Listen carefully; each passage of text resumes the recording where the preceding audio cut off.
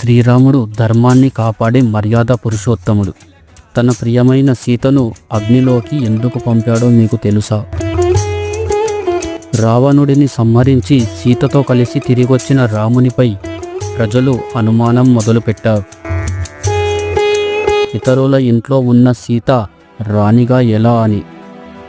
రాముని మనసు చలించిపోయింది. ప్రేమ ఒకవైపు, ధర్మం మరోవైపు. ఆ కారణంగా సీత తన పవిత్రతను లోకానికి రుజువు చేయాలని చెప్పాడు.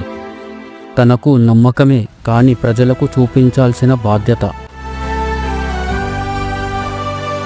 అగ్నిదేవుడు స్వయంగా ప్రత్యక్షమై సీతాదేవి పవిత్రురాలు, ఆమెపై స్పర్శ లేదని ప్రకటించాడు. అప్పుడు రాముని కన్నీరు ఆపలేకపోయాడు. ప్రేమ ఉన్న ధర్మం కోసం త్యాగం చేశాడు.